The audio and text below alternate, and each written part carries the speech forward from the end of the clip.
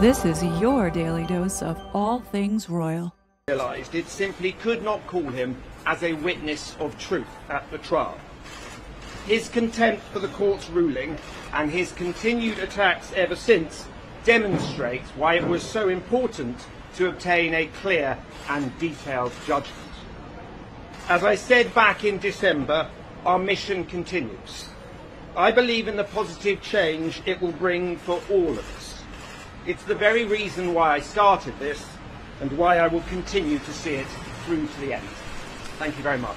Welcome back, my gorgeous, good-looking friends. Yes, if you woke up to a bombardment of news articles about Prince Harry and, getting a settlement of $500,000, yeah, you're not alone. This is probably part of the strategy to wipe away some of the negativity coming from the African Park scandal.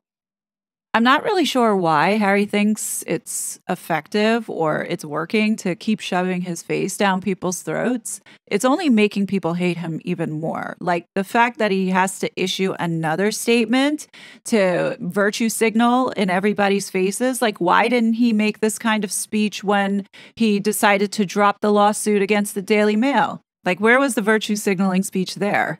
And is Harry going to be paying taxes on that $500,000? Like, should we alert the IRS to look into some of these shell companies? It's seriously nonstop with these two. And then next week, I'm sure the whole entire week is going to be saturated with this Invictus and in Canada.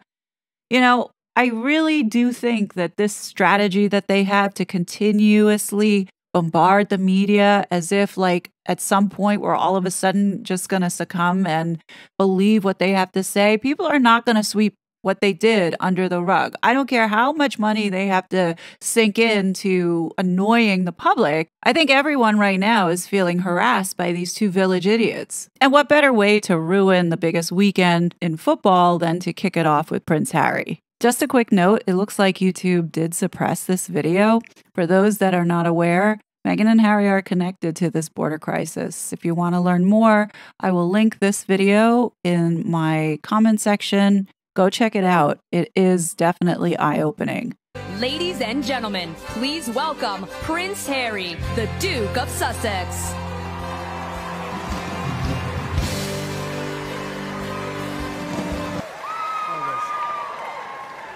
Good evening, NFL. It's an honor to be with you all tonight. I really love how you stole rugby from us, and you made it your own. Instead of passing it backwards, just pass it forwards. Why not wear pads and a helmet? Of course, have an offense and defense. That makes sense. And why not take a breather every 15 seconds? And you know what? Instead of a 10-month season, let's just make it 18 weeks. Genius.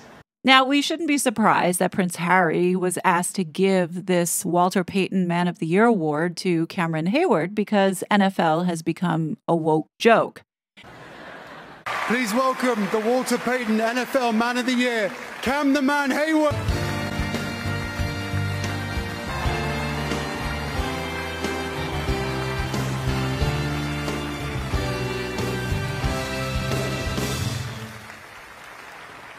Oh, man. Man, Prince freaking Harry. Man, I'm in shock. That's Prince Harry.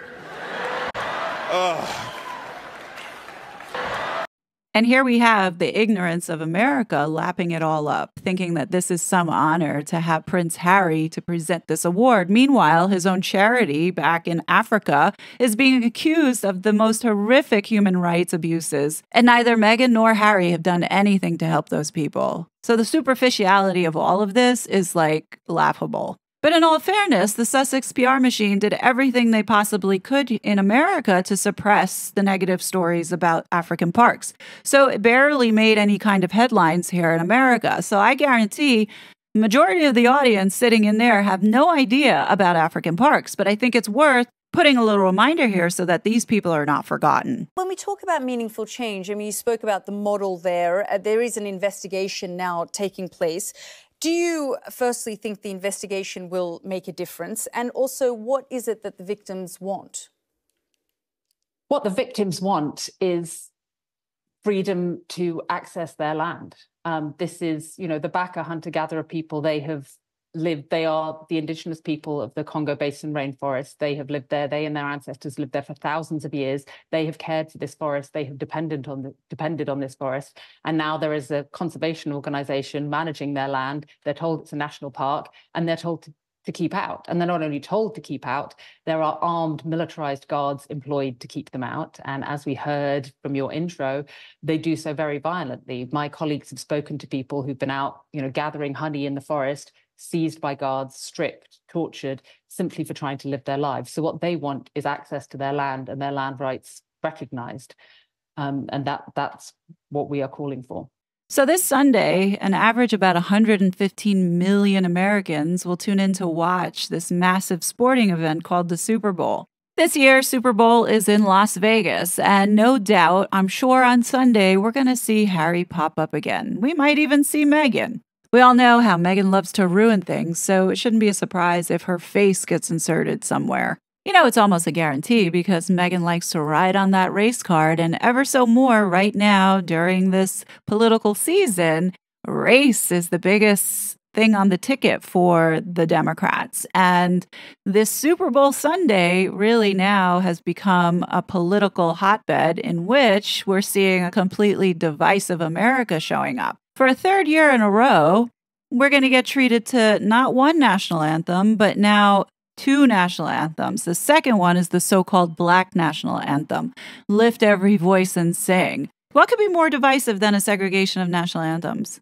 What could be more Marxist than an effort to divide our nation black from white rather than unite it under a patriotic common purpose, which in the past, this is what the Super Bowl had represented to America. And the reason why Meghan and Harry rub so many of us the wrong way is because their blatant attempt to destroy anything that's good. Everything that they have touched has turned to shit. And you notice that with the left, everything that they touch turns to shit.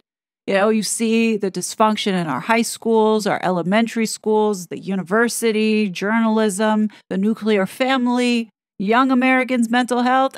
All these things Meghan and Harry have their fingers in.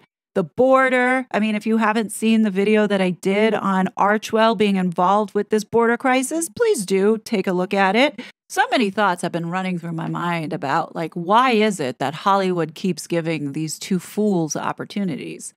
Now, part of it is definitely the connection to the British royal family, which at this point, America is looking pretty pathetic. And if we are so in awe of the secondhand son who offers nothing to society, who is a racist, who looks down on people, who thinks he's better than everyone else, and then is disrespecting this country, we continue to give him opportunities to keep disrespecting us and our nation, which in itself tells you how we see ourselves. This country, as is, has lost its patriotism, has lost its reasoning for existing. If we are becoming so divided and we have to make up new national anthem and not have any respect to our constitutional and God-given rights, forget about human rights. The human rights, again, as I said, are defined by man. Inalienable rights are rights that cannot be taken away, and those rights had been given to us by God. Remember, it's these people who want to take away your God-given rights.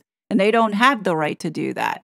I know we're all exhausted talking about them, but we have to keep talking about them because they're going to continue to keep saturating the media in hopes to sweeping everything under the rug. They want us to be exhausted. They want us to stop talking about them so they can pretend as if the last 6 years didn't happen and all this damage that has happened was not their fault. But they are responsible, and we have to keep holding them responsible for it. I'm in shock. That's Prince Harry. Whoop-de-freaking-do. We shouldn't be idolizing this jackass. What has he contributed to society? Absolutely nothing. He's come to America. He's grifted off the backs of American people, and he has been taking advantage of us. I think it's time for Harry to pack his bag and get the fuck out of here. Have you seen any additional threats, any credible threats that are related to Taylor Swift? We are extraordinarily vigilant when we bring 65,000 people together in a stadium, when we have 330,000 people visiting a city for a major sporting event. and when we have millions of people around the world watching it. Our priority is the safety and security of everyone in attendance, and that is what we are focused upon. And when there's an additional celebrity who will bring more attention, we are already at a heightened state of vigilance and fulfilling our responsibility just as we do every single day. Apparently, the PSYOPs is underway. They're talking about Taylor Swift, who is not even the performer for the halftime show. It's actually Usher. And here we have Alejandro Mayorkas in Vegas when he should be down at the border. So that should tell you something. I mean, the whole thing is so fishy and fugazi. And then you have Harry, who's given out this award, most likely will be attending the Super Bowl. And you know, God forbid the government is planning something on the American people. This is all for, you know, the theatrics. This is all for, oh, we need to do this and that and somehow figure out a way how to undermine Americans once again. Because they're so deathly afraid of what's happening right now with America realizing that we have been hoodwinked. 1,000% hoodwinked by the likes of all these very same people. Thank you, Meghan and Harry. Oprah, Tyler Perry, Obama, all of these dirty people have played a hand in what we're seeing today. I don't know about you, but I'm already exhausted in 2024. We have 8 months to go before this election. Are we going to make it? I don't know. Mark my words, folks. We get 4 more years of this administration. America is done. And people like Meghan and Harry, they will become more dangerous. Now, there's quite a few of you who are like, oh, Harry and Meghan don't have any kind of influence or power. You know, don't be so naive, folks. Please. I mean, they've gotten away with so much and are continuing to get away with a lot. Why is it that the IRS hasn't investigated Archwell after so many requests to be investigated? Why is it that Harry's visa will not be revealed to the public, even though he has been undermining our Constitution? Why is it that King Charles has yet to denounce what these two have been doing? And still, these two are being given opportunity. The whole world wants these two to go away, but for whatever reason, they're still being kept around. Anyhow, what do you guys think? Definitely leave your thoughts below. If you're in America, please be safe this weekend. I mean, if the reports are true that something or a red flag is about to happen, please make sure that you are safe. We're living in some crazy times, and I blame Meghan and Harry for a lot of this. I know that they're not the sole fault of it, but they contributed to it. And most definitely are the face of the destruction of this country. I blame you, Meghan Markle. You're such a fraud.